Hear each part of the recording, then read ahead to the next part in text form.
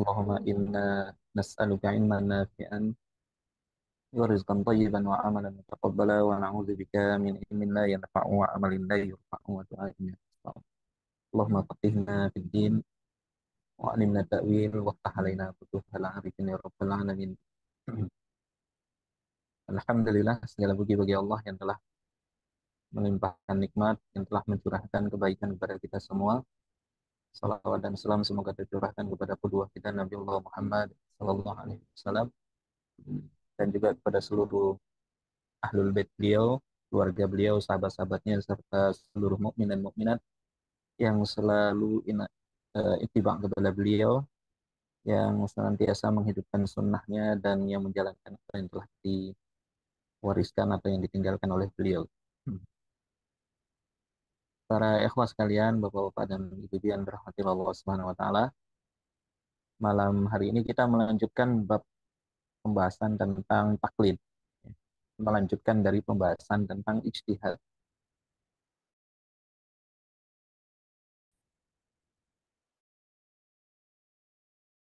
Secara bahasa, taklid ini maknanya adalah ittiba'ul ghair. Yang dimaksud dengan taklid itu adalah mengikuti orang lain, tanpa ta'amul, tanpa proses berpikir. Sekedar ikut saja itu sudah disebut taklid. Kita mengikuti pendapat orang lain, mengikuti ucapan orang lain, tanpa perlu penelitian, tanpa perlu kita berpikir, tanpa tahu apa itu dalilnya. Nah, itu disebut dengan taklid. Yuqalu qalladahu fi kadza. Seperti misalnya mengatakan qalladahu fi kadza. Dia mengikutinya dalam perkara itu, dalam hal ini. Sementara secara syar'i, syar'an atau istilahan ya, taklid itu adalah al-amalu biqaulil ghair min ghairi hujjatin mulzimah. Jadi taklid itu adalah melakukan satu perbuatan atau mengamalkan satu uh, ucapan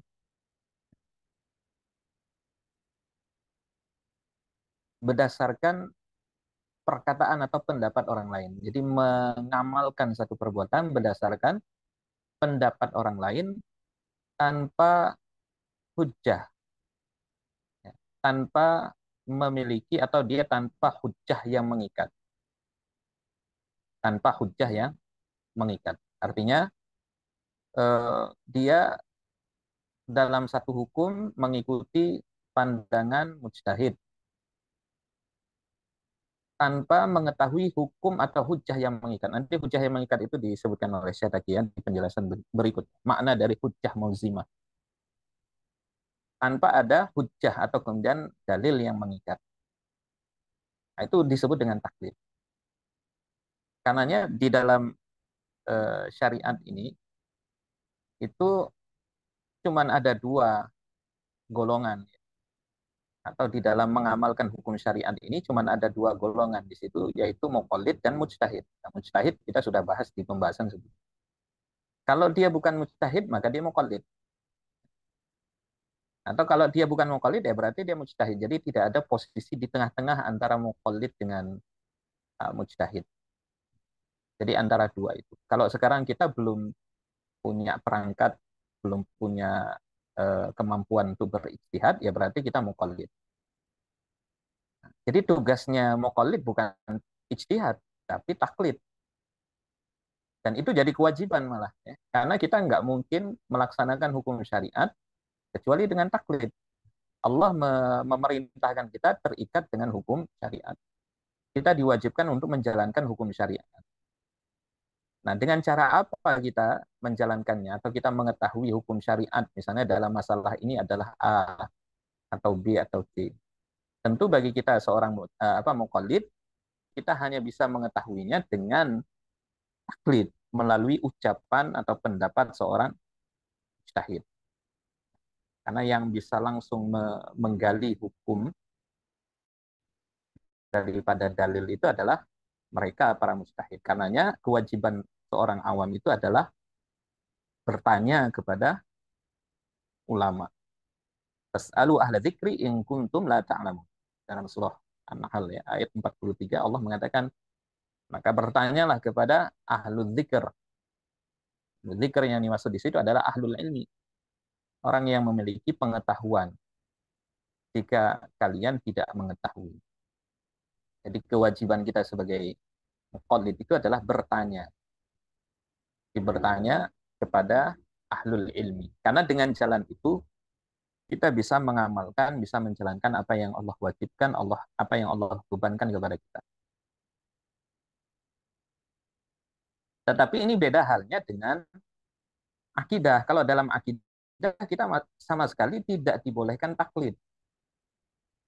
Jadi kalau dalam perkara perkara akidah. Jadi yang dibolehkan taklid itu hanya dalam persoalan hukum selain daripada akidah. Jadi kalau dalam perkara akidah sebagaimana pernah kita bahas di pembahasan sebelumnya, taklid itu justru terlarang. Kita itu meyakini perkara-perkara akidah ya, hal-hal yang pokok di dalam akidah itu ya berarti dengan dalil, harus melalui dalil. Apakah itu dalil akli maupun dalil nakli. Kalau misalnya perkara akidah ini cukup dibuktikan dengan dalil akli, seperti misalnya meyakini eksistensi Allah Subhanahu wa taala. Allah itu mewujud atau tidak, ada atau tidak. Itu kan butuh dalil, dan dalilnya kan dalil akli. Untuk menentukan itu kita cukup butuh dalil akli saja.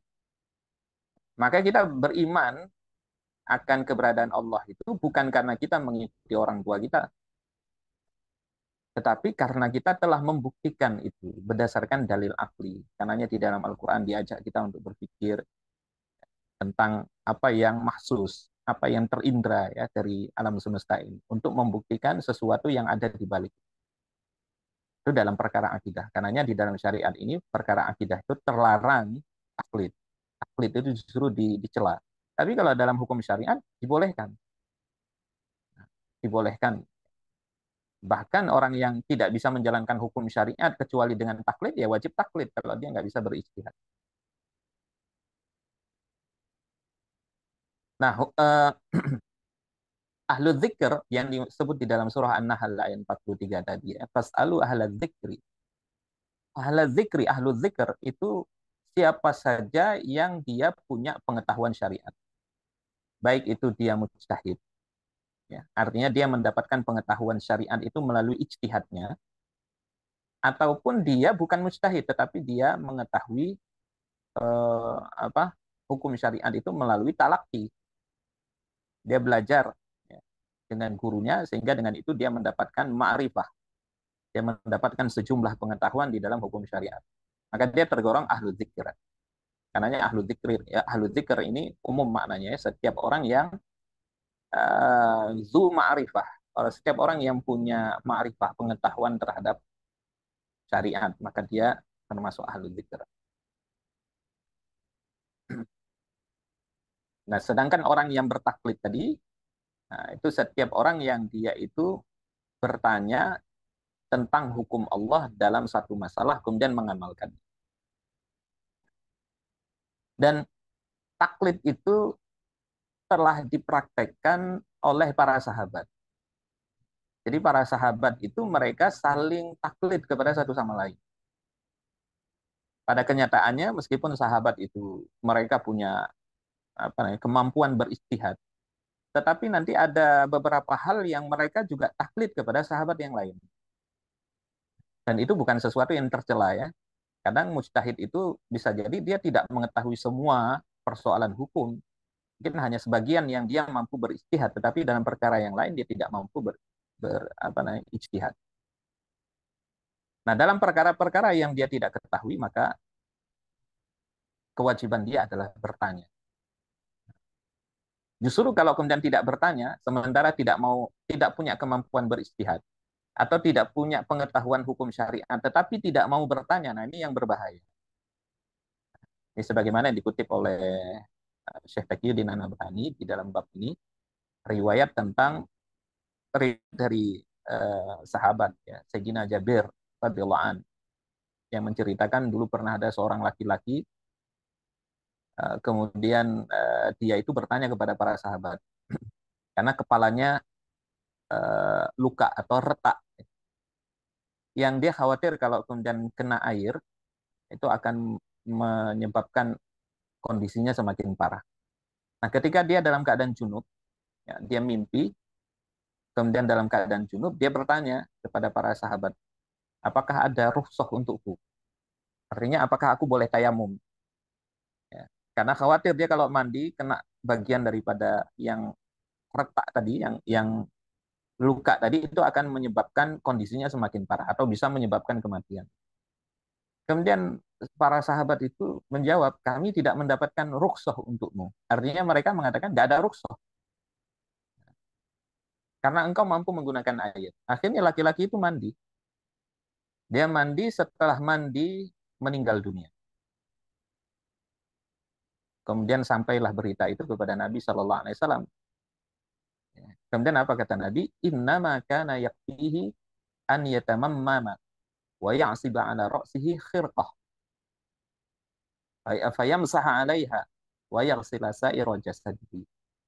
Nah, sesungguhnya cukup bagi dia itu bertayamum dan membalut kepalanya dengan kain. Kemudian dia membasuh bagian kepalanya itu ya. Artinya dia dia tayamum kemudian membasuh bagian kepalanya yang sudah di apa namanya? Dipakai apa namanya? Diperban ya. Setelah diperban dia tayamum dulu. Ya. Kemudian dia pakai perban, kemudian perbannya itu diusap dengan air saja bagian atasnya. Nah, setelah itu baru dia mandi. Mandi atau membasuh seluruh tubuhnya. Membasuh seluruh tubuhnya dengan air. Jadi bagian yang tidak terkena luka tadi ya, itu dia mandi seperti biasa. Nah, itu caranya. Dan di dalam fikih itu kan dibahas ya, berkaitan dengan orang-orang yang dia dalam kondisi luka, dan lukanya itu adalah bagian-bagian yang wajib untuk dibasuh kalau di dalam wudhu, atau bagian yang itu wajib terkena air di dalam mandi misalnya. Nah, itu semuanya diatur di dalam fikih itu bagaimana cara mandinya, bagaimana cara wudhunya, terus.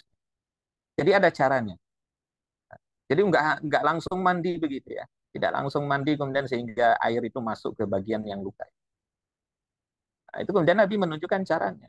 Kemudian Nabi mengatakan, ala sa'alu idlam ya'lamu innama shifa'ul 'uyyi as-su'al. Tidakkah kalian itu bertanya dulu apabila kalian tidak tahu? Karena obat kebodohan itu adalah bertanya. Nah, ini Nabi juga menegur para sahabat. Bahkan di dalam riwayat yang lain disebutkan, sesungguhnya kalian telah membunuhnya. Jadi Nabi tegas mengatakan itu di hadapan para sahabat. Nah, ini faktanya ya, fakta bagi orang-orang yang tidak mengetahui hukumnya, maka kewajiban mereka adalah bertanya. Nah, ini maknanya adalah taklid. Ya. Is'al, bertanyalah. Is'alu, bertanyalah. Fas'alu ahla dzikri. Bertanya kepada ahli ilmu. Nah, beda halnya kalau dia mujtahid. Kalau dia mujtahid, dia tidak perlu bertanya kepada orang lain, dia tinggal menggali dalil-dalilnya, melakukan istinbat daripada dalil. Dan di antara sahabat itu yang paling sering ya memberikan fatwa itu sebagaimana disebutkan oleh Sya'bi, itu ada 6 orang. Ya, artinya ini tempat bertanyanya para sahabat. Mereka adalah marja. Orang-orang bertanya kepada mereka tentang banyak hukum syara. Di antaranya adalah Ibnu Mas'ud, Umar bin Khattab, Ali bin Abi Thalib, Zaid bin Thabit, Ubay bin Ka'ab, dan Abu Musa al-Asy'ari. Ini di antara para sahabat yang paling banyak berfatwa. Di orang paling banyak datang kepada mereka ini untuk meminta fatwa, bertanya. Nah, jadi fakta adanya saling bertanya di antara para sahabat itu sudah terjadi. Nah, itu menunjukkan bahwasanya para sahabat itu mereka sadar betul bahwasanya kewajiban mereka pada hal-hal yang tidak mereka ketahui adalah bertanya kepada orang yang lebih afqah, yang afqah daripada mereka, yang a'lam, lebih faqih, lebih faham daripada mereka. Bahkan di antara 6 orang ini, 3 orang mereka itu kadang-kadang meninggalkan pendapat mereka mengikuti 3 yang lain. Misalnya ya, Ibnu Mas'ud, itu kadang-kadang meninggalkan pendapatnya, ikut pendapatnya Sayyidina Umar. Abu Musa al-Asy'ari kadang-kadang meninggalkan pendapatnya, dia ikut pendapatnya Sayyidina Ali. Zaid bin Thabit itu kadang-kadang dia meninggalkan pendapatnya, kemudian ikut pendapat Ubay bin Ka'ab. Ini juga menunjukkan bahwa di antara mujtahid itu kadang-kadang mereka juga taklid kepada mujtahid yang lain. Tapi pada persoalan yang mereka tidak bisa berijtihad di situ. Tapi kalau mereka bisa berijtihad dalam perkara yang mereka ingin ketahui hukumnya, itu terlarang bagi mereka taklid. Itu mujtahid. Tapi pada perkara yang mungkin mereka tidak bisa beristihad di situ, ya, karena ketidakmampuannya atau kemudian sedikitnya maklumat terhadap wakil, terhadap realitas ini yang mau dihukumi, ya, mereka bisa saja taklid kepada ulama yang lain yang telah beristihad dan dianggap mungkin lebih mampu. Ini sebagaimana para sahabat tadi. Jadi dalam perkara hukum syara, maka kita diperintahkan, ya, untuk bertaklid, ya, taklid atau bertanya kepada orang-orang yang memiliki ilmu. Ya. Nah, itu beda halnya dengan perkara akidah. Kalau dalam perkara akidah jelas, ya, terlarang. Sebagaimana disebutkan dalam surah Al-Anbiya ayat 52-53. Ma hadhihi tamatsil lati antum ala aqifun. Qalu wajadna aba'ana laha 'abidin. Patung-patung apakah ini yang kamu selalu beribadah menyembah kepadanya? Itu pertanyaan kepada orang-orang musyrik. Mereka mengatakan, ya, wajadna aba'ana laha 'abidin. Kami mendapati bapak-bapak kami, ya, kakek-kakek kami, pendahulu kami ini menyembahnya. Nah, ini taklid. Jadi dia tidak berpikir, tidak mengambil bukti dalil dalam perkara akidah, dia hanya taklid. Nah, taklid dalam perkara akidah semacam ini jelas dicela di dalam syariat. Nah, tidak diperkenankan. Jadi taklid hanya terbatas pada persoalan hukum syariat, ya, atau dalam persoalan fikih, ya, bukan persoalan akidah. Kemudian berkaitan dengan waqi'ut taklid, ya, realitas daripada taklid itu. Tadi sudah kita singgung bahwa dalam perkara ini memang ada dua orang yang mengetahui, atau dua golongan yang mengetahui hukum syara. Yang pertama mereka mujtahid, yang kedua muqallid. Dan tidak ada orang yang ketiga di antara mereka. Artinya tidak ada pembagian yang ketiga. Yang mujtahid kita sudah sebutkan, ya. Siapa saja mereka, yaitu yang telah memenuhi syarat sebagaimana kita bahas di majelis sebelumnya.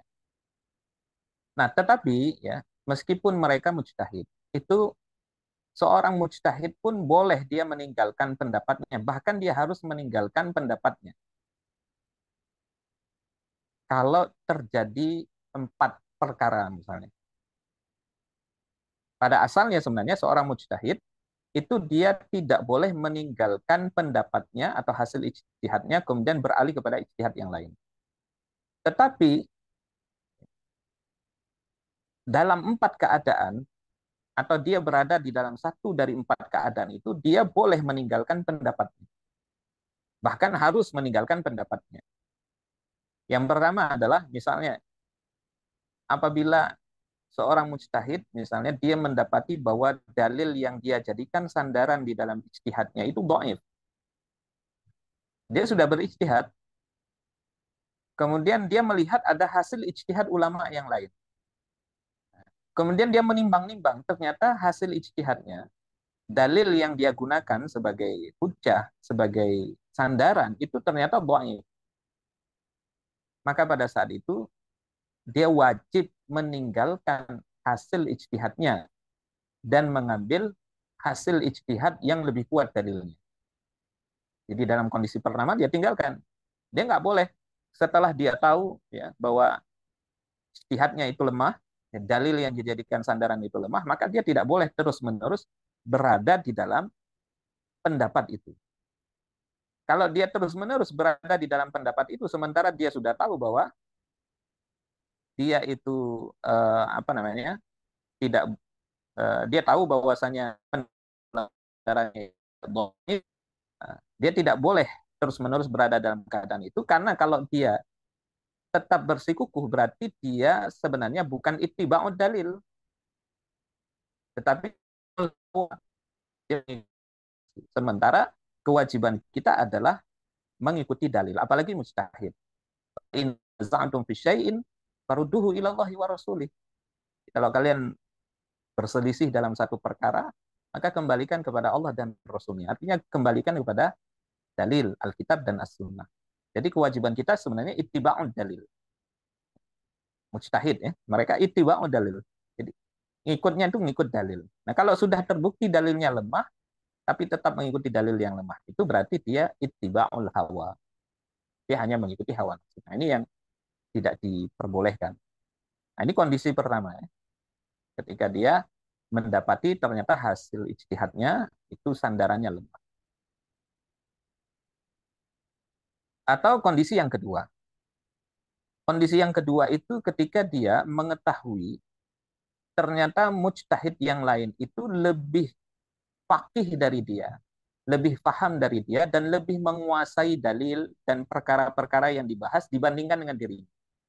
Karena mujtahid ini kan mereka bisa menilai antar mujtahid ya. Kalau kita ini kan nggak bisa nilai mujtahid ya. Kita mau menilai mujtahid itu susah bagi kita. Tapi antar mujtahid itu kan mereka bisa menilai dengan ilmunya ya. Mereka bisa menilai diri mereka sendiri, mereka bisa mengukur kadar keilmuan mereka, dan mereka juga bisa mengukur kadar keilmuan mujtahid yang lain. Dan pengetahuan para mujtahid ini bertingkat-tingkat. Ada mujtahid yang dia lebih lebih alim ya. Artinya dia lebih menguasai dalil-dalil sam'iyat. Pemahamannya terhadap dalil sam'iyat itu lebih banyak. Sehingga dalam perkara itu dia tahu bahwa ijtihadnya mujtahid ini lebih baik daripada ijtihad dirinya. Artinya dalam kondisi semacam itu dia lebih percaya ya, terhadap mujtahid yang lain, atau dia mempercayai hasil ijtihad dari mujtahid yang alim tadi dibandingkan dengan ijtihad dirinya sendiri. Nah, ini sebagaimana yang terjadi pada sahabat tadi ya, yang kita sebutkan kadang-kadang Ibnu Mas'ud ngikut pendapat Sayyidina Umar. Ya, Abu Musa al-Asy'ari kadang ngikut pendapat Ali bin Abi Thalib. Padahal sama-sama mujtahid. Tetapi kenapa mereka meninggalkan pendapat mereka ngikut pendapat yang lain? Karena mereka mengukur diri mereka bahwa Sayyidina Umar itu lebih alim daripada Ibnu Mas'ud. Nah, begitu juga dengan Sayyidina Ali, lebih alim daripada Abu Musa al-Asy'ari. Nah, dalam kondisi semacam itu, boleh seorang mujtahid itu dia meninggalkan hasil ijtihadnya, kemudian mengikuti ijtihad atau mujtahid lain yang dia anggap dia lebih faqih ya. Tapi kondisi kedua ini beda dengan kondisi pertama dari sisi apa? Dari sisi boleh dan wajib. Kalau kondisi pertama itu wajib dia meninggalkan, tapi kalau kondisi kedua boleh. Bukan wajib ya, tapi boleh. Ketika dia melihat, oh ini dia sudah berijtihad, mujtahid lain juga sudah berijtihad. Tapi ketika dia mau mengikuti pendapat ijtihad ulama yang lain itu, alasannya adalah karena dia mengetahui bahwa mujtahid yang ini lebih paham daripada dirinya, lebih alim. Jadi bukan karena telah terbukti bahwa dalilnya lebih kuat. Kalau terbukti dalilnya lebih kuat, itu malah wajib dia tinggalkan pendapatnya. Bukan hanya boleh, tapi wajib. Tapi kalau sekedar karena sangkaannya tadi ya, bahwa mujtahid yang itu lebih paham dari dirinya, lebih menguasai masalah daripada dirinya, maka dia boleh saja meninggalkan pendapatnya, tapi tidak wajib. Itu kondisi yang kedua. Kondisi yang ketiga adalah seorang khalifah misalnya sudah mentabani satu hukum. Dan itu bertentangan dengan hasil ijtihadnya. Maka dalam kondisi semacam itu dia wajib meninggalkan hasil ijtihadnya, mengambil hasil ijtihad atau adopsi seorang khalifah. Kenapa? Berdasarkan kaidah amrul imam yarfa'ul khilaf. Perintah imam itu dia menghilangkan perselisihan. Jadi dalam kondisi semacam itu dia wajib mengikuti hasil tabani atau kemudian hasil ijtihad daripada khalifah. Kemudian yang keempat, ya, eh, ketika adanya eh, tujuan untuk menyatukan sikap kaum muslimin. Jadi kalau misalnya dalam perkara, misalnya kalau dia mengikuti pendapat mujtahid yang lain, itu akan lebih menyatukan kaum muslimin dibandingkan dia bersikeras ya dengan pendapatnya, maka dia pada saat itu dia mesti meninggalkan hasil ijtihadnya, kemudian bukan mesti tapi boleh ya, hukumnya tidak harus tetapi boleh bagi dirinya meninggalkan hasil ijtihadnya, kemudian mengikuti hasil mujtahid yang lain kalau di situ ada tujuan untuk menyatukan kaum muslimin. Ini contohnya ketika eh, peristiwa pembaiatan ya Sayyidina Utsman dan Sayyidina Ali bin Abi Thalib.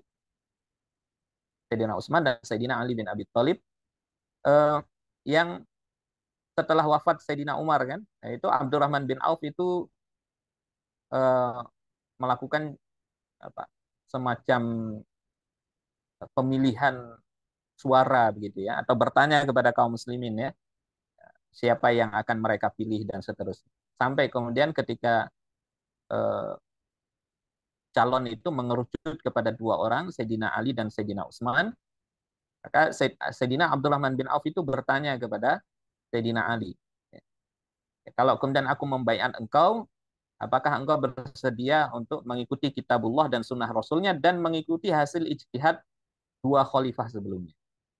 Sayyidina Ali mengatakan, ya, aku akan mengikuti kitabullah dan sunnah rasulnya dan mengikuti pendapat atau ijtihadku.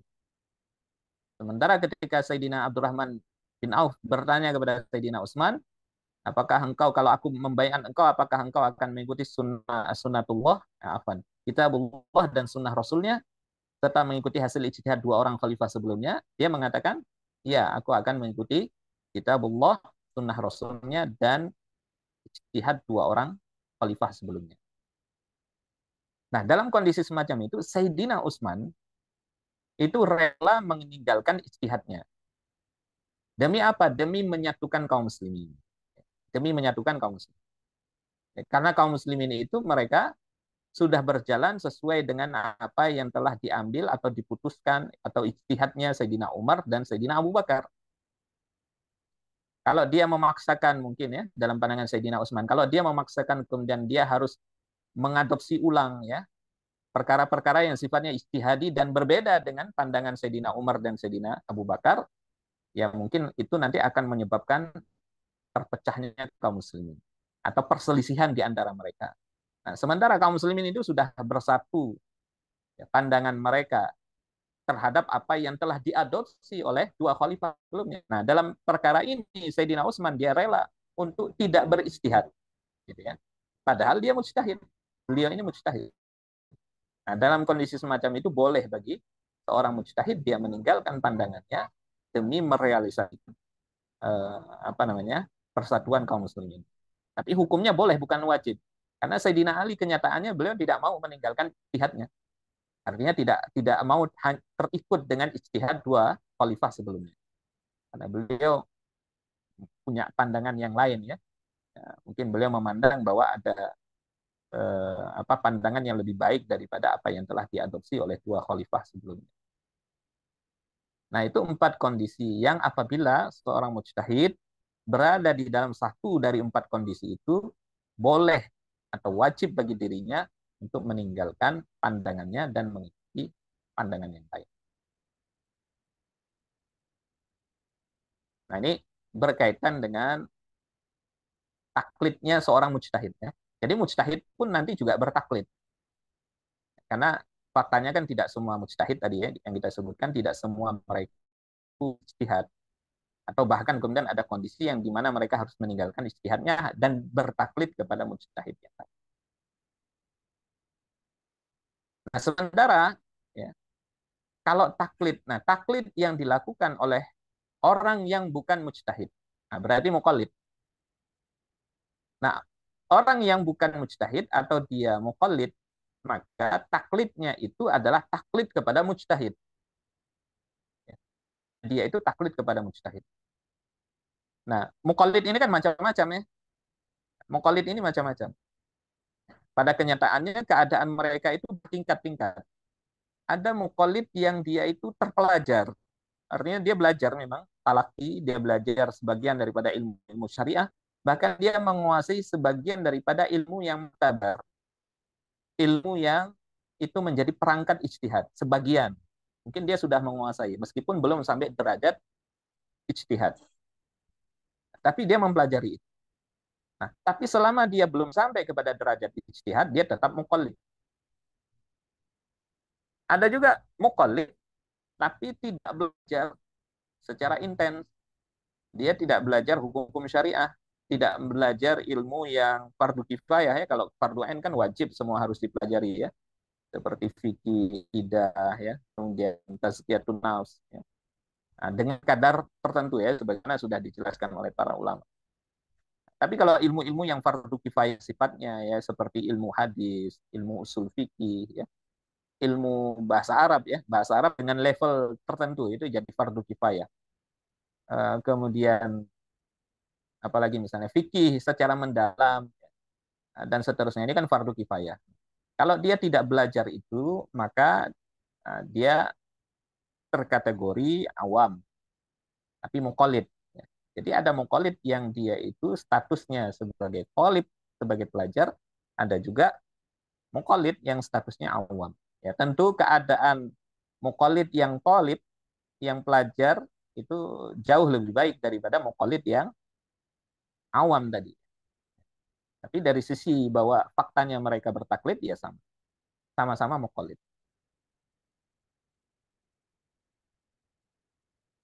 Jadi ini apa? Dua golongan yang sama-sama mengamalkan apa yang diperintahkan di dalam Al-Qur'an sebagaimana yang kita sebutkan tadi ya, fas'alu ahla dzikri in kuntum la ta'lamun.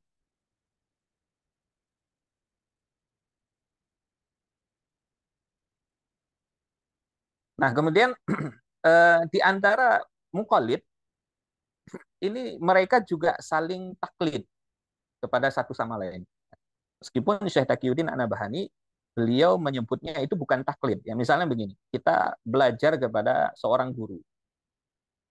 Kita belajar kepada seorang guru, yang guru kita ini jelas bukan mujtahid, tapi dia menguasai sebagian daripada ilmu syari. Kemudian kita bertanya tentang satu hukum kepada guru kita. Nah, itu faktanya sebenarnya kita bukan bertaklid kepada guru kita. Nah, itu bukan taklid. Persoalan tentang satu hukum, itu pada hakikatnya kita sedang taklid kepada mujtahid yang mengistinbat hukum itu. Jadi posisi guru kita hanyalah muallim, pengajar. Dia menjadi perantara yang menyampaikan hasil istinbat, hasil ijtihad dari para ulama. Jadi ketika mereka menjelaskan satu hukum, kemudian kita amalkan hukum itu pada hakikatnya kita taklid kepada mujtahid yang telah mengistinbat hukum itu dari dalil. Jadi bukan taklid kepada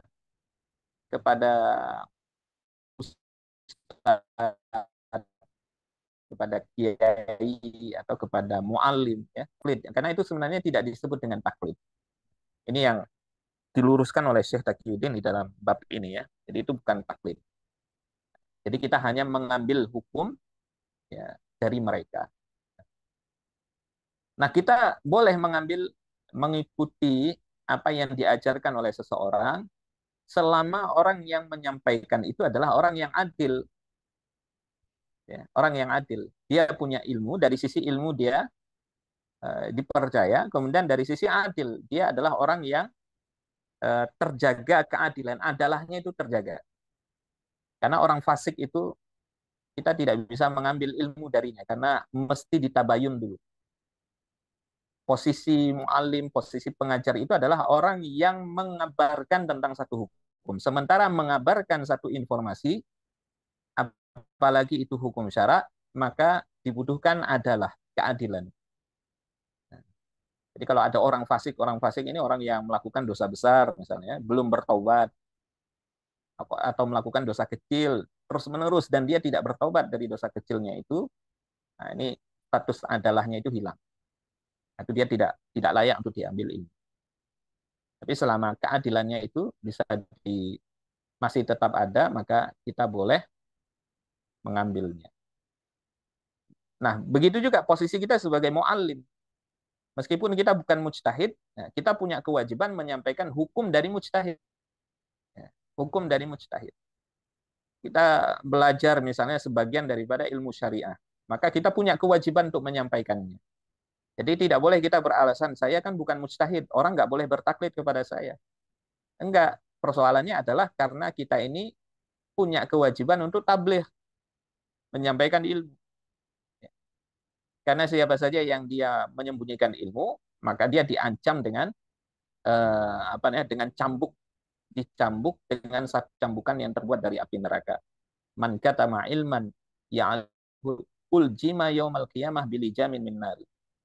Siapa saja yang menyembunyikan satu ilmu yang dia mengetahuinya, maka niscaya dia akan dicambuk, ya, di hari kiamat dengan satu cambukan dari api neraka. Ini kitmanul ilmi. Bahkan Syekh Al-Imam Ibnu Hajar Al-Haytami itu menyebut kitmanul ilmi, menyembunyikan ilmu itu sebagai satu di antara dosa-dosa besar. Jadi bagi siapa saja yang mengetahui hukum syara, sekalipun dia bukan mujtahid, maka dia tetap harus menyampaikan itu kepada orang lain. Meskipun kita bukan mujtahid. Begitu juga kalau kita belajar kepada siapapun, nggak harus kepada mujtahid. Jadi bukan berarti karena kita taklid harus kepada mujtahid, berarti belajarnya juga harus ke mujtahid. Tidak harus. Intinya kita boleh belajar kepada siapa saja, karena kalimat ahlul dzikr di dalam surah An-Nahl ayat 43 itu maknanya umum. Itu mencakup mujtahid atau bukan mujtahid. Selama mereka punya ma'rifah, mereka punya pengetahuan terhadap hukum syariat. Jadi kalau kita belajar kepada siapapun. Ya, kepada siapapun. Nah, meskipun faktanya ketika kita taklid, ketika kita mengambil pendapat, kemudian kita amalkan, itu faktanya kita bertaklid kepada mujtahid. Kemudian seorang muqallid itu tidak boleh mengambil dua pendapat yang ada perselisihan di situ. Misalnya begini, dalam satu persoalan ada dua mujtahid yang punya pendapat yang saling berseberangan. Itu dia tidak boleh mengambil dua-duanya, mesti salah satu. Karena kan taklid itu tujuannya apa? Untuk diamalkan. Kan tadi kembali kepada ta'rif ya, kembali kepada ta'rif daripada taklid, yaitu apa? Al-amal. Al-amal biqaulil ghairi. Jadi yang namanya taklid itu sebenarnya amal itu sendiri. Jadi mengamalkan pendapat orang lain. Nah, jadi nggak mungkin kita mengamalkan dua pendapat yang saling bertabrakan, meski salah satu. Kalau misalnya dalam persoalan wudhu, misalnya kan, dalam persoalan wudhu, wudhu itu menyentuh yang bukan mahram itu membatalkan sholat, membatalkan wudhu dalam mazhab Syafi'i. Tetapi tidak membatalkan wudhu dalam mazhab Hanafi. Nah, misalnya. Nah, itu nggak mungkin kita mengambil dua-duanya, kan tidak mungkin. Kan nggak mungkin dalam satu kondisi kita menyentuh non mahram, kemudian kita wudhu lagi karena kita meyakini bahwa ini menjadi salah satu pembatal wudhu.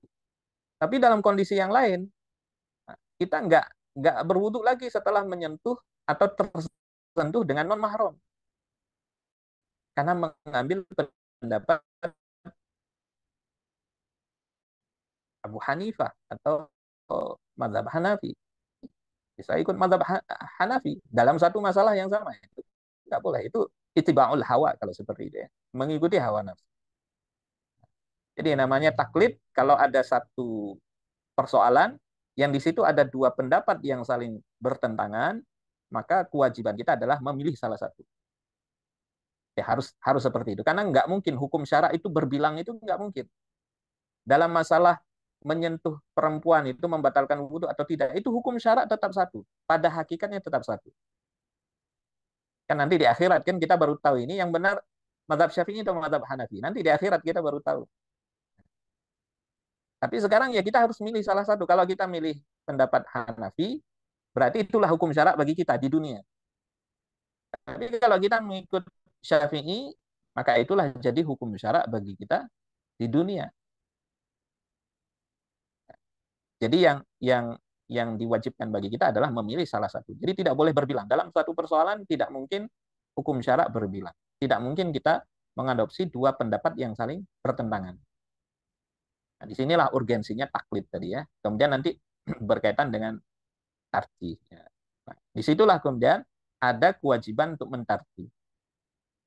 Nah, tarjih itu dilakukan oleh muqallid ketika dia bertemu dengan dua pendapat yang saling bertolak belakang atau dalil-dalilnya itu bertolak belakang. Nah, disitulah kita mentarjih. Ya. Nah, tarjih itu sebagaimana penjelasan Syekh Taqiyuddin itu ada dua macam. Ya, tarjih itu ada dua macam. Ada tarjih yang dia itu tarjih secara umum. Dia tarjih secara umum. Tarjih secara umum itu kita mentarjih orang yang kita ikuti berdasarkan faktor a'lamiyah. A'lamiyah ini kita mentarjih, yang kita tarjih itu mujtahidnya. Karena begini, antara Imam Syafi'i dengan Imam Abu Hanifah, kira-kira menurut kita ini, mana yang lebih alim di antara dua orang ini, dua ulama ini. Kan tadi kita ketemu dengan dua pendapat beliau yang berbeda ya. Kita mau ngikuti ini, mau ngikuti salah satu pendapat. Nah, kan butuh tarjih ini. Kenapa kok kita milih pendapat Asy-Syafi'i? Nah, itu kita tarjihnya dengan cara apa? Kalau yang pertama, itu tarjihnya adalah tarjih secara umum, yaitu mentarjih mujtahidnya. Dari sisi alamiah. Jadi cuma butuh satu murajjih ya, satu hal yang mentarjih hal itu. Apa? Yaitu alamiah. Oh, menurut sangkaan kita, karena kita membaca biografi Imam Syafi'i, kita baca biografinya Imam Hanifah, kemudian melihat bagaimana penilaian para ulama ya terhadap Imam Syafi'i, terhadap Imam Abu Hanifah. Nah, kemudian kita juga mengetahui ternyata Imam Syafi'i itu menguasai banyak cabang ilmu. Dan dalam semua cabang ilmu beliau adalah pakarnya. Dalam ilmu bahasa beliau pakarnya. Dalam ilmu Quran beliau pakarnya. Ilmu hadis beliau juga pakar. Apalagi ilmu fikih. Nah, sehingga dari situ kita, menurut dugaan kita, dari sisi keilmuan Imam Syafi'i lebih unggul daripada Imam Abu Hanifah. Akhirnya kemudian kita lebih memilih pendapat Al-Imam Syafi'i, ya, atau nggak hanya dalam satu pendapat, mungkin dalam banyak pendapat, kita ikut Syafi'i aja. Ketemu dua pendapat, ini pendapat Hanafi, ini pendapat Syafi'i. Akhirnya kita ngikut Syafi'i saja. Kenapa? Karena kita sudah mentarjih tadi, tarjih secara secara umum, bahwa Imam Syafi'i ini lebih alim. Nah, ini tarjih yang dilakukan oleh orang awam, dan boleh tarjih semacam itu. Sebagian ulama mengatakan bahwa ini adalah level tarjih yang paling rendah. Yang paling rendah. Jadi kita nggak tarjih dalil ini. Kita nggak melihat lagi. Karena kalau mentarjih dalil, kita juga nggak paham. Ya kan? Dalil yang dipakai Imam Abu Hanifah kita nggak ngerti. Dalil yang dipakai oleh Imam Syafi'i juga kita nggak ngerti. Nah, kita belajar ilmu Quran, kita nggak belajar ilmu hadis. Nah, ketika para ulama, dua ulama ini membicarakan dalil, ya, masing-masing dalilnya, kita juga ini kemana? Nah, maka yang paling gampang itu adalah kita mentarjih mujtahidnya saja berdasarkan dugaan kuat kita. Meskipun kan kita nggak bisa memastikan 100% bahwa benar-benar Al-Imam Syafi'i ini lebih alim daripada Abu Hanifah. Karena Abu Hanifah ini, ya beliau tokoh besar. Ya. Tokoh besar. Diakui itu kalimannya, kefakihannya, ya, dan seterusnya. Baik, ya itu berdasarkan ghalabatul dzan saja, ya, dugaan kuat kita. Dan itu sah, boleh saja. Atau kita mengatakan Imam Malik lebih fakih misalnya dari Imam Syafi'i. Boleh juga gitu ya. Nah, itu tarjih am. Itu lebih mudah bagi orang awam. Nah, jadi itu penting ya. Di mentarjih itu penting dilakukan oleh orang awam supaya apa? Supaya nanti ketika dia mengikuti pendapat ya, itu bukan berdasarkan hawa nafsu, bukan berdasarkan mana yang enak ya. Pendapat Imam Syafi'i atau pendapat Imam Abu Hanifah. Kayaknya kalau ngikut pendapat Imam Syafi'i ini berat ini. Nanti nyentuh istri batal. Padahal kita ya sehari-hari sama istri. Istri kan bukan mahram kan? Istri bukan mahram. Kalau mahram ya nggak bisa dinikahi. Mahram kan orang yang haram untuk dinikahi. Ya istri itu ajnabi, ajnabiyah. Ya. Menjadi halal karena akad nikah. Kan begitu. Nah ini susah ini ngikut pendapat Imam Syafi'i. Udah ikut Imam Abu Hanifah aja. Sementara kita nggak mentarjih. Hanya memilih berdasarkan mana yang enak, mana yang ringan. Nah ini nggak boleh. Ya. Nah ini yang kita hindari ya. Memilih pendapat, taklid berdasarkan hawa nafsu. Memilih mana yang enak, mana yang ringan. Apalagi nanti ganti-ganti pendapat. Satu kondisi kok lebih enak pendapat Imam Syafi'i, kondisi yang lain lebih enak pendapat Imam Abu Hanifah. Nah itu ittiba'ul hawa, nah itu yang tercela ya. Nah, jadi mesti tarjih. Tadi sekurang-kurangnya tarjihnya. Meskipun ketika kita menjalankan mungkin ya bisa jadi lebih berat ya, lebih berat. Nah, itu nggak ada masalah. Nah itu tarjih secara umum ya. Kemudian tarjih berikutnya itu eh, tarjih secara khusus. Nah ini tarjihnya bukan lagi tarjih am, bukan lagi mentarjih mujtahid, tapi tarjih khusus. Kalau tarjih khusus itu faktor atau unsur a'lamiyah itu nggak cukup. Misalnya hanya berdasarkan mana yang lebih alim itu nggak cukup, tetapi harus melihat dalil. Misalnya begini, tadi misalnya dalam masalah menyentuh perempuan membatalkan wudhu atau tidak. Kalau sudah tarjih khusus, itu kita sudah melihat dalil masing-masing. Dalil Al-Imam Syafi'i begini, dalil Imam Abu Hanifah begini, atau dalil dalam mazhab Maliki begini, dalam mazhab Hanbali begini. Kita sudah melihat dalilnya, kemudian menimbang-nimbang. Oh ternyata kayaknya ini berdasarkan pengetahuan yang sudah kita punya, dalil yang digunakan oleh mazhab Syafi'i itu lebih kuat. Tentu dengan pertimbangan ma'rifah, dengan pengetahuan yang sudah kita punya, karena kita belajar sebagian daripada ilmu syar'i, ya, ilmu-ilmu yang fardu kifayah tadi, kemudian kita bisa menilai dan menimbang. Sehingga pada saat itu yang menjadi pertimbangan kita adalah kuwatud dalil. Kuwatud dalil ini dalilnya lebih kuat menurut kita. Tentu itu sangat subjektif sifatnya ya.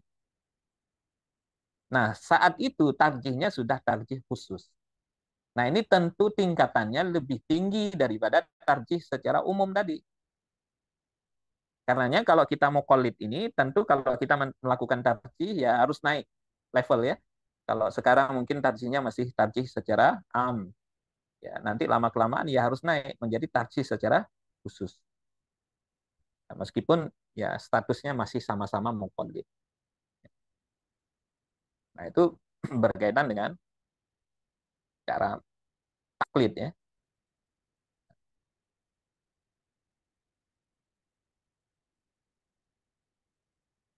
Baik, mungkin itu yang bisa kita bahas ya. Mungkin sebagai pengantar nanti mungkin kalau ada diskusi bisa kita lanjutkan di sesi diskusi. Wallahu a'lam bishawab. Saya kembalikan ke Ustaz Azhar. Ya, Alhamdulillah. Bapak Ibu jamaah sekalian, kita telah mendengarkan pemaparan dari Al-Ustadz berkaitan dengan bab seputar persoalan taklid ya. Jadi ada berkaitan dengan ta'arifnya, kemudian beliau juga menjelaskan tentang pembagiannya dan siapa saja yang terkategori taklid ya atau mukallid tadi, bahkan kebolehannya seorang mustahid itu mengikuti mustahid yang lain. Kemudian juga terakhir di sesi yang sebelumnya ya ada 4 poin ya, kapan seorang mustahid itu mengikuti atau meninggalkan pendapatnya pribadi karena ada 4 kondisi. Tapi memang yang menarik itu 2 poin terakhir ya. Ada berkaitan dengan status politik kita bilang, karena di situ ada perang pemimpin, khalifah, dan yang terakhir tadi berkaitan dengan keutuhan kaum muslimin ya. Kemudian juga beliau juga menjelaskan tentang bagaimana metode mentarjih jika ada 2 pendapat yang kita anggap itu bertentangan. Nah, ini juga tadi disampaikan oleh Ustaz. Alhamdulillah, Masya Allah, berkaitan dengan pembahasan kita malam hari ini, Bapak Ibu, kita buka ya, insya Allah sesi tanya jawab berkaitan dengan diskusi kita malam hari ini masih seputar tentang bab taklid ya. Ini sepertinya 2 bab ini kita satukan ya, disampaikan oleh Ustaz ini sepertinya.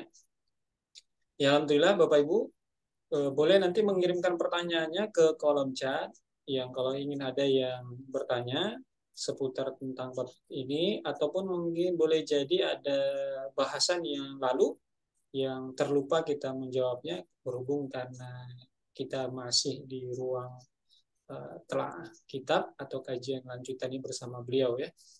Alhamdulillah Ustadz, ini ya Bapak Ibu kita tunggu ya, kalau memang ada pertanyaan di kolom chat kirimkan saja atau bertanya langsung nanti ke Ustadz. Ini ada Izin pertanyaan. bertanya Ustadz. Oh iya. Boleh Bu, silakan Bu. Boleh disebutkan nama dan asalnya Bu ya. Saya Ratna dari Bekasi. Saya mau ada beberapa pertanyaan Ustadz. Yang pertama, kaitan tabani dengan pembahasan kita kali ini. Di 4 poin yang dibahas tentang mustahid tadi, ada di poin ketiga itu tentang bagaimana tabani seorang mustahid dengan istihad seorang mustahid terkait dengan tabani yang dilakukan oleh khalifah. Nah, kenapa saya bertanya tentang tabani? Karena yang saya pahami, tabani itu kan bukan semata-mata kita menerima, kemudian kita mengamalkan, tapi termasuk juga ketika kita mendakwahkan. Maka yang kita dakwahkan adalah hukum yang kita tabani. Nah, sementara kalau di dalam kitab Arabnya Sasiyah ini, di poin ketiga itu kan dikatakan bahwa dalam kondisi ini maka wajiblah atas mustahid itu tarkul amal, meninggalkan amal. Berarti kan meninggalkan aktivitasnya dari istihadnya, kemudian beramal bil hukmi allazi yatabannahul imamu. Nah, kemudian dia beramal berdasarkan tabani imam. Nah, ini maksudnya apakah dia eh, men- me- amalnya, perbuatannya dia mengikuti tabaninya khalifah, tetapi secara pendapat, kemudian ketika dia berdakwah, dia bolehkah dia mengamalkan apa yang pendapat dia gitu. Misalnya menurut dia dalilnya dia lebih lebih kuat daripada dasar dari tabaninya si khalifah. Nah, itu yang pertama. Kemudian yang kedua terkait dengan poin pertama, bisakah Ustadz memberikan contohnya? Itu kan ketika seorang mustahid menemukan dalil dari mustahid lain yang lebih kuat. Nah, ini belum pernah ketemu contohnya soalnya. Itu yang Yang kedua. poin Kemudian, pertama, poin pertama dari yang 4 tadi ya mungkin ya. iya, Ini ya. Ustadz. Terus Hmm. yang ketiga, kita itu kan bertaklid terhadap amal. Nah, ini Hmm. amal yang dimaksud ini bagaimana? Misalnya begini, Ustadz. Kan kalau kita mau sholat, itu kan kita harus wudhu. Berarti kan wudhu terkait dengan sholat. Nah, apakah boleh nih kita wudhu, hukum wudhu, kita ngambil pendapat mustahid A, tapi hukum sholat kita ambil pendapat mustahid B. Ataukah ini dianggap wudhu dan sholat ini sebagai satu amal? Gitu, Ustaz. Iya, baik. Terus yang keempat, Hmm. eh, kalau bagaimana hukumnya kalau kita mengajarkan ilmu hukum gitu ya, Hmm. tapi kita nggak tahu itu hasil istihad siapa gitu. Hmm. Sekarang kan Iya, banyak tuh Ustadz iya. hukum-hukum. karangan ulama ini, tapi nggak dijelaskan itu ijtihad imam siapa. Nah, yang terakhir Ustadz terkait dengan tarjih. Kalau misalnya nih guru kita me, apa namanya mentarjih gitu ya suatu amal, ini ini dan secara dalil gitu. Nah, itu apa ketika kita ikut penjelasan guru kita itu, nah apakah kita itu dianggap bertaklid kepada guru kita karena kita mengikuti tarjihnya dia? Hmm, hmm. Demikian Ustadz. Iya, baik. Mudah-mudahan ingat semata. Baik, eh, tadi nggak mencatat ya. Nanti kalau ada yang lupa, ada yang terlewat, mohon diingatkan ya. Baik, berkaitan dengan yang pertama tadi, meninggalkan pendapat, ya, seorang mujtahid meninggalkan pendapatnya karena ada tabani dari khalifah. Jadi benar tadi yang disampaikan bahwa kewajiban seorang mujtahid adalah meninggalkan amalnya, meninggalkan pendapat atau ijtihadnya, mengikuti tabani khalifah. Jadi mengikuti pendapat khalifah itu zahiran wa batinan. Jadi bukan hanya zahir saja, tapi secara batin. Artinya dia meninggalkan apa yang telah menjadi ijtihadnya. Berarti amalnya itu dia mengamalkan apa yang telah ditabani oleh khalifah. Kemudian juga ketika dia menyampaikan pandangan kepada orang lain, misalnya mengajarkan, maka yang dia sampaikan itu juga apa yang telah ditabani oleh khalifah, gitu ya. Jadi bukan bukan bukan lagi menyampaikan pandangan atau hasil ijtihadnya, gitu ya. Karena di situ disebutkan ya dalam poin yang ketiga oleh Syekh Taki, fa fi hadhil hal yajibu alaihi tarkul amal bima addahu ilaihi ijtihadhu.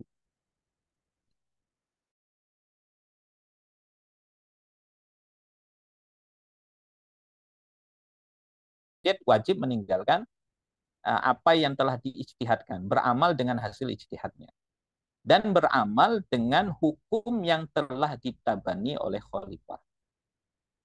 Jadi kalau sebelumnya, misalnya sebelum ditabani, dia mengamalkan hasil ijtihadnya, tapi ketika setelah khalifah itu mentabani satu hukum, maka dia tinggalkan itu hasil ijtihadnya, dia meninggalkan amal ya, berdasarkan ijtihadnya, kemudian mengamalkan apa yang ditabani oleh khalifah.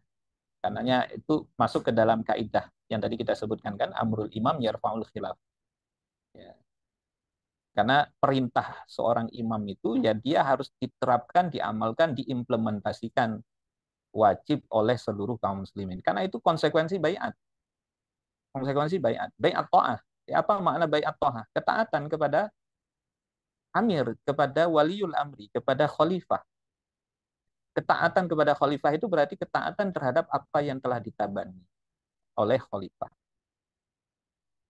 Jadi ini poin yang ketiga ya. Ini wajib. Ini wajib meninggalkan hasil ijtihad. Jadi ketika dia nanti menyampaikan, mengajarkan ya, mengajarkan kepada orang lain, yang dia ajarkan, yang disampaikan adalah hasil tabani khalifah. Tapi nanti beda halnya kalau boleh nggak misalnya dia menyampaikan ijtihad yang bertentangan dengan tabani. Kalau dalam rangka studi misalnya kan, dalam rangka dirosah misalnya, untuk diskusi dengan murid-muridnya ya, itu untuk mengasah kemampuan mereka. Dalam rangka diskusi ya boleh saja. Tetapi bukan dalam rangka untuk diamalkan. Gitu. Karena nanti akan bertentangan dengan tabani. Kemudian pertanyaan yang kedua, contoh dari kondisi yang pertama tadi ya, ketika dalil, ketika seorang mujtahid dia meninggalkan pendapatnya karena nampak bagi dirinya dalil yang digunakan oleh mujtahid yang lain lebih kuat. Itu kita bisa baca di, dulu ada soal jawab dari Syekh Abdul Qadim Zalum. Ya kalau mungkin kita dulu pernah baca, ada buklet kecil itu kan, kutip kecil itu tentang donor apa namanya? Mohon maaf ya, testis. Itu boleh atau tidak? Syekh Abdul Qadim Zalum itu mengatakan hukumnya haram. Sebelum pendapat itu Syekh Muhammad Hussein Abdullah itu pernah berpendapat boleh. Jadi apa namanya, donor testis ya, itu menurut beliau boleh. Karena kata beliau donor organ tubuh, ya, transplantasi organ tubuh itu dia haram ketika menimbulkan doror. Nah, ini kembali kepada qaidatul doror ya, ad-doror yuzal kan begitu kan, berdasarkan hadis Nabi, ad-dororu la dorora wala doror, tidak boleh membahayakan diri sendiri, membahayakan orang lain. Karenanya setiap doror itu wajib dihilangkan. Jadi haramnya transplantasi organ tubuh itu ketika menyebabkan doror bagi si pendonor, maka jadi haram. Tapi kalau tidak doror, maka boleh. Nah, Syekh Muhammad Hussein Abdullah itu berkesimpulan bahwasanya boleh mendonorkan testis seseorang itu kalau tidak doror, gitu ya, tidak doror, maka hukumnya boleh. Tetapi menurut Syekh Abdul Qadim Zalum itu hukumnya haram. Kenapa? Beliau berpandangan bukan hanya berdasarkan qaidatud doror, bukan hanya berdasarkan hadis la dorora wala dirara, tetapi juga transplantasi atau kemudian donor testis itu nggak sama dengan donor organ tubuh yang lain. Kenapa? Karena di situ produksi sperma. Ketika kemudian ini didonor kepada yang lain, maka nanti anak yang dihasilkan itu nasabnya ke siapa itu? Nasabnya ke si penerima.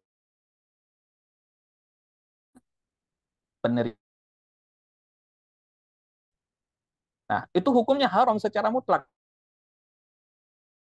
kan nasab. Nah, ini eh, akhirnya kemudian pendapat itu ditinggalkan. Ya, kenapa? Karena dalilnya lebih kuat. Itu satu contoh ya. Dan nanti eh, banyak contoh-contoh yang lain kalau di dalam kitab fikih itu para ulama biasa meninggalkan pandangan-pandangan mereka ya. Seperti misalnya Imam An-Nawawi misalnya. Beliau meninggalkan pendapat mu'tamad dalam mazhab Syafi'i. Itu juga beliau kan punya ikhtiarat, punya pilihan pandangan sendiri yang bertentangan dengan mu'tamad mazhab Syafi'i, dengan pendapat resmi mazhab Syafi'i. Contoh misalnya, dalam mazhab Syafi'i air musyammas itu makruh digunakan untuk berwudu. Kenapa? Karena akan menyebabkan baros, penyakit belang ya, penyakit kulit, air musyammas.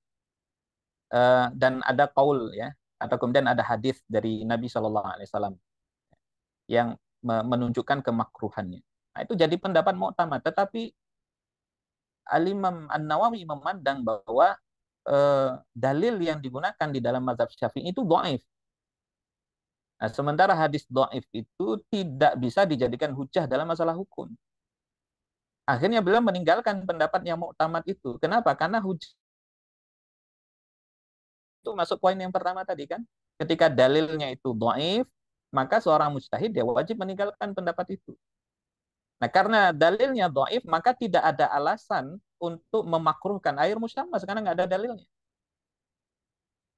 Karenanya kemudian beliau dalam pilihan pendapat beliau sendiri mengatakan bahwa air musyammas itu boleh dipakai untuk berwudu, tidak makruh. Ada contoh dari poin yang pertama tadi ya. Dan nanti banyak ya, para ulama itu banyak punya ikhtiarat ya. Meskipun mereka bermadhab ya, seperti Imam An-Nawawi bermadhab, madhabnya Syafi'i. Tapi punya ikhtiarat, punya pendapat yang keluar dari madhab. Ibnu Hajar al-Asqalani itu beliau bermadhab Syafi'i, tetapi beliau juga punya ikhtiar yang menyendiri daripada pendapat resmi madhab.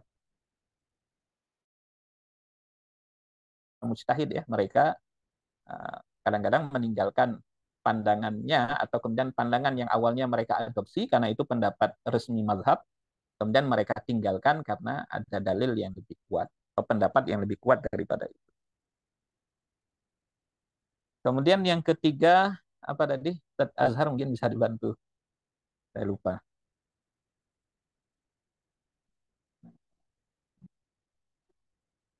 Berkaitan dengan eh,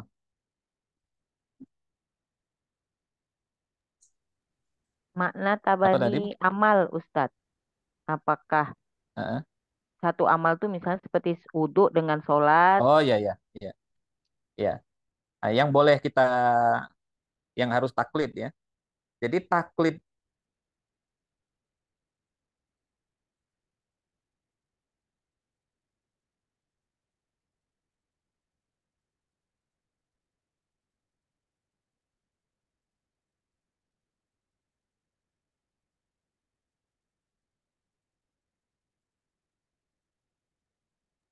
Mati suaranya tadi.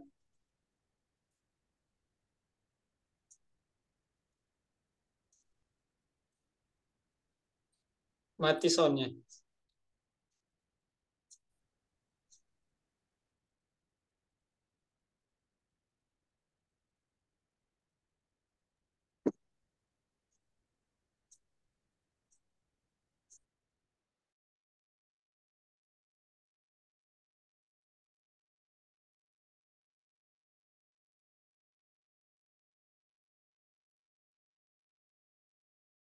Baik, kedengaran ya? Alhamdulillah Tan. Ya, baik. Ya, habis baterai tadi. Baik, berkaitan dengan taklid ya dalam satu persoalan, itu wajib kepada satu mujtahid. Nah, satu persoalan itu yang dimaksud adalah misalnya sholat dan hal-hal yang berhubungan dengan sholat. Satu topik, kalau dia ini masalah ini itu punya syarat, maka syaratnya itu dianggap satu paket. Syarat rukun, misalnya seperti sholat ya, sholat itu punya rukun, dia punya syarat. Rukun dan syarat sholat, syaratnya kan salah satunya adalah suci daripada hadat kan, suci daripada hadat. Berarti wudhu, mandi janabah, itu masuk satu paket dalam satu masalah. Karena dia saling mempengaruhi ini, saling mempengaruhi. Syarat itu mempengaruhi masyrut, gitu kan? Rukun juga mempengaruhi apa yang dia menjadi bagian daripadanya, mempengaruhi keabsahan dan tidaknya sholat tersebut. Nah, itu kalau bisa kita mengadopsi satu pandangan, misalnya kita ngikut mazhab Syafi'i dalam masalah sholat. Berarti dalam masalah syarat sholat, wudhu, mandi janabah, itu ikut mazhab Syafi'i. Jadi nggak boleh misalnya sholatnya, kaifiyah sholatnya itu ikut mazhab Syafi'i, kemudian wudhunya itu ikut mazhab Hanafi misalnya. Kenapa? Karena nanti ada pandangan yang bertolak belakang di antara dua mazhab ini. Misalnya kita wudhunya ikut cara mazhab Hanafi. Yang tadi kita sebutkan misalnya salah satu contohnya, dalam mazhab Hanafi menyentuh wanita ajnabi itu tidak membatalkan sholat, tidak membatalkan wudhu. Akhirnya kita wudhu, kemudian bersentuhan dengan non mahram atau kemudian tersentuh dengan non mahram. Kita nggak wudhu lagi, tapi kita ikut sholat dengan kaifiyahnya mazhab Syafi'i.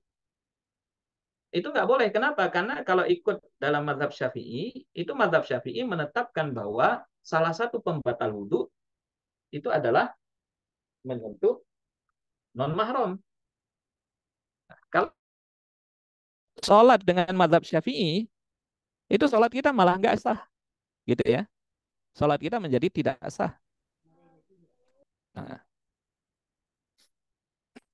atau misalnya dalam rukun, nah, kita ikut kaifiyahnya mazhab Syafi'i. Tapi dalam sebagian rukun sholat, nah, kita nggak ngikut mazhab Syafi'i.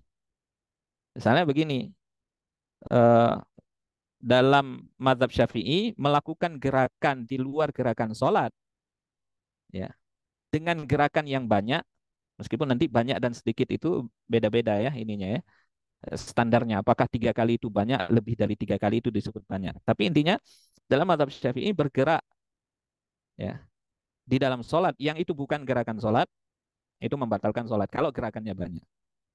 Nah, itu membatalkan sholat. Nah, sedangkan dalam mazhab yang lain enggak, misalnya. Dalam mazhab yang lain itu uh, mau gerakannya sedikit atau banyak itu tidak membatalkan sholat. Nah, kemudian kita mengambil pendapat dalam mazhab yang lain bahwa gerakan yang banyak tidak membatalkan sholat, tetapi kita kaifiyahnya sholat dengan mazhab Syafi'i. Nah, itu malah tidak sah sholat kita. Atau misalnya ya, dalam mazhab Syafi'i membaca Al-Fatihah itu adalah rukun, rukun kauli. Al-Fatihah di dalam mazhab Syafi'i itu kan 7 ayat ya. Nah, 7 ayat, ayat pertama itu Bismillah. Nah, sementara dalam mazhab Maliki, ya, meskipun kemudian Al-Fatihah dalam pandangan mereka itu 7 ayat, tetapi Bismillah itu bukan bagian dari Al-Fatihah. Kemudian kita menggunakan mazhab itu, ya. Untuk Al-Fatihah hukum Al-Fatihah kita mengambil mazhab Maliki, ya, yang mengatakan bahwa Bismillah itu bukan bagian dari Al-Fatihah. Kemudian kita baca Al-Fatihah dengan kaifiyah sholat Syafi'i tanpa membaca Bismillah, langsung Alhamdulillahirabbil alamin, Ar-Rahmanir Rahim dan seterusnya, maka batallah sholat kita. Karena dalam mazhab Syafi'i kita dianggap tidak membaca Al-Fatihah. Nah, ini dianggap masih satu kesatuan, makanya tidak boleh kita ngambil beda-beda pendapat yang bisa jadi di dalam dua pendapat itu saling bertolak belakang. Saling bertolak belakang. Nah, jadi bagi kita orang awam, muqallid, maka satu persoalan itu kita ngikut satu mujtahid saja atau satu mazhab. Nah, untuk sholat dan hal-hal yang berkaitan dengannya, yaitu syarat dan rukunnya. Nah, untuk puasa, boleh kita ngikut mazhab yang lain lagi. Ikut mazhab Maliki. Atau ngikut pendapat mujtahid yang mana misalnya, kan? Nah, nanti masalah zakat, kita ikut pendapat dari mujtahid yang mana, itu boleh. Nah, itu sudah dianggap berbeda masalah. Nah, berbeda masalah. Bukan lagi satu persoalan. Nah, itu seperti itu ya. Baik. Kemudian yang keempat tadi,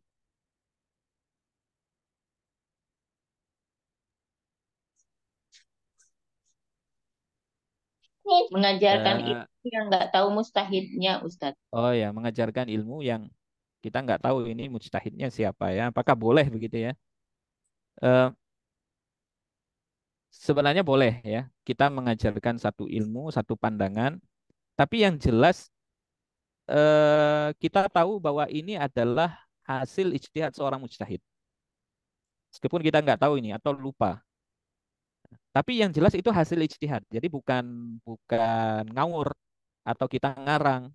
Intinya ada referensi, ini kita dapat dari mana ini hukum ini. Penjelasannya ada di mana? Oh, ada di kitab ini. Mungkin bisa jadi kita tidak tahu ini mujtahid siapa, tetapi kita tahu bahwa ini adalah hasil ijtihad. Kemudian kita sampaikan. Nah, tapi yang afdol tentu kemudian kita mengetahui bahwa ini adalah pandangan dari mujtahid tertentu misalnya. Supaya nanti kita bisa menisbatkan ini pandangan siapa. Ini pendapat imam ini, Syekh Fulan dan seterusnya. Tetapi kalaupun kita tidak tahu ini pendapat siapa, nah, tetapi itu disebutkan, misalnya disebutkan dalam kitab-kitab fikih, artinya jelas rujukannya, maka kita boleh mengamalkan. Ya. Atau misalnya para ulama mengatakan, kadang-kadang kan di dalam kitab fikih, para ulama kadang-kadang tidak menyebutkan ini pandangan siapa, tapi hanya menyebutkan sebagian ulama menyebutkan pandangannya begini-begini. Wa qala ba'dhuhum, sebagian mereka menyebutkan begini-begini, tanpa menyebutkan siapa. Asalkan kita tahu rujukannya jelas, nah itu boleh bagi kita untuk mengambilnya atau kemudian kita menyampaikan kepada yang lain atau mengajarkannya.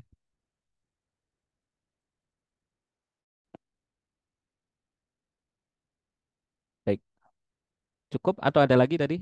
Eh, Satu lagi Ustadz, yang tajih khos yang dilakukan oleh guru, apakah kita taklid? Oh, apakah taklid kepada guru maksudnya begitu ya? Meskipun guru kita melakukan tarjih, ya, tetapi itu bukan bermakna bahwa kita taklid kepada guru kita. Jadi guru kita melakukan tarjih pendapat mujtahid. Yang dengan itu guru kita bertaklid kepada mujtahid yang telah ditarjih pendapatnya. Kemudian guru kita menyampaikan kepada kita, oh ini pendapat ini begini-begini. Kenapa begitu? Ini saya mentarjih begini, begini, begini. Dalilnya ini.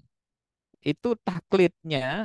Kemudian kita tahu ini hukum syaratnya seperti itu tetap taklidnya kita itu kepada mujtahid. Kepada mujtahid yang telah berijtihad dalam hukum itu. Jadi taklid bukan kepada ustadz kita. Nah, karena tadi ya sekali lagi bahwa taklid itu mengikuti pandangan mujtahid, bukan mengikuti muqallid. Jadi muqallid bukan taklid kepada muqallid yang lain, tapi muqallid bertaklid kepada mujtahid.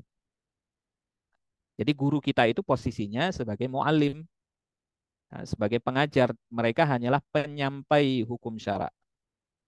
Orang yang menyampaikan hukum syariat. Orang yang menyampaikan ijtihadnya para mujtahid. Kecuali kalau guru kita sudah sampai level ijtihad, kemudian dia berijtihad sendiri, nah itu barulah kita taklid kepada guru.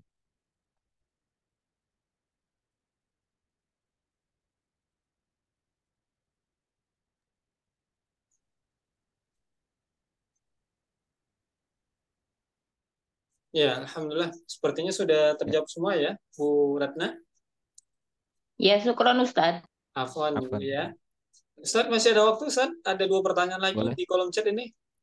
boleh silakan. Iya, ini pertanyaan masuk dari siapa duluan nih ya? Dari Pak Dodowi ya. Beliau bertanya, mohon penjelasannya nih, Tad. Kenapa kita tidak boleh taklid dalam perkara akidah? Mohon beri penjelasannya, Tad. Yang pertama berdasarkan dalil nakli tadi sudah kita sebutkan ya. Larangan memang secara khusus di dalam ayat ya. Jadi memang ayat mencela secara khusus.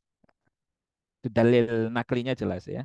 Di Allah melarang kita bertaklid dalam masalah akidah. Itu yang pertama. Yang kedua, para ulama itu menjelaskan kenapa kok Allah itu melarang begitu ya dalam masalah akidah. Sementara dalam masalah hukum syarak dibolehkan. Karena dalam persoalan akidah itu eh, untuk meyakini apa yang diwajibkan bagi kita untuk meyakininya itu bukan perkara yang sulit. Nah, karena semua orang mampu melakukannya dengan dalil. Contoh misalnya, untuk meyakini bahwa Allah itu ada, itu bisa dilakukan oleh semua orang berakal. Nggak harus jadi ulama dulu baru bisa membuktikan bahwa Allah itu ada. Enggak. Semua orang berakal bisa. Karenanya dulu ketika apa namanya orang Arab Badui ditanya ya, eh, apa yang menunjukkan adanya Tuhan ya. Kemudian dia mengatakan kotoran unta itu menunjukkan adanya unta ya.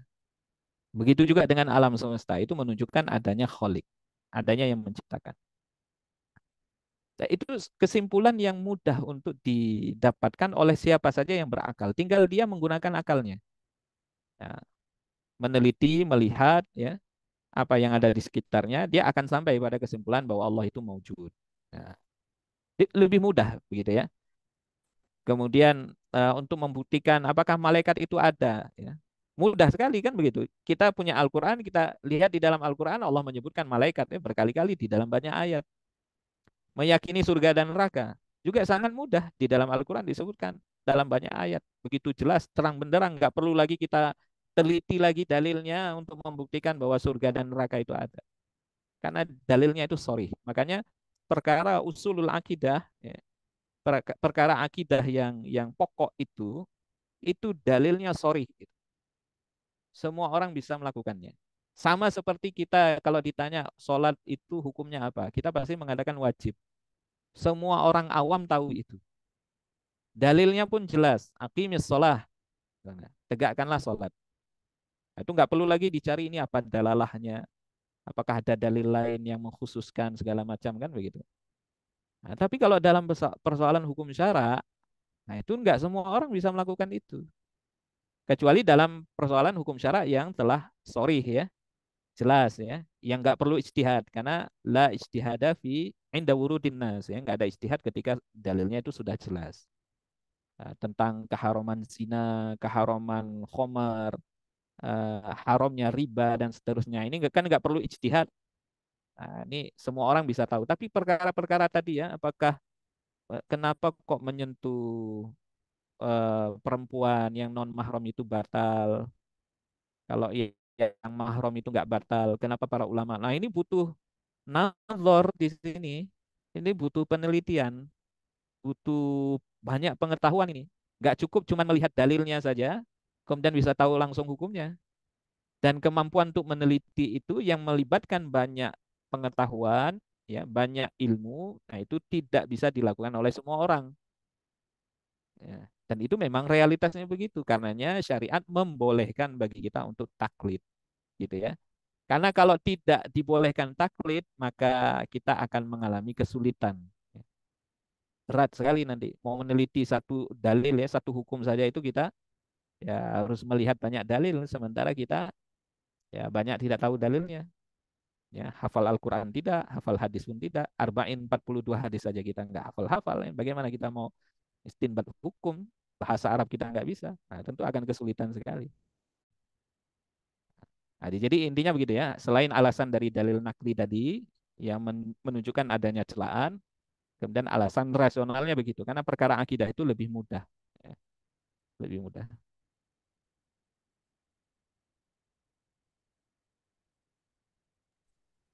Ya, Baik, ada lagi misalnya? iya. Oke, sepertinya pertanyaan ini sudah cukup jelas ya dijawab oleh Ustadz dari pertanyaan Pak Dodowi.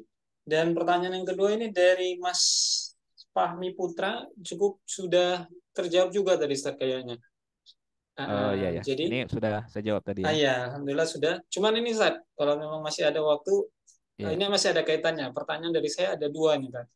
Mudah-mudahan ini ya, jawabnya singkat. Ini berkaitan dengan pertanyaan yang barusan saja Ustadz jawab. Bagaimana kita bertaklid dalam perkara furu akidah, Ustaz? Nah, itu kan perkara usul akidah. Sepertinya yang tadi Ustadz jelaskan. Nah, bagaimana kalau kita bertaklid dalam perkara furu akidah? Nah, ini boleh nggak kita ngambil pendapat yang berbeda, meskipun Iya.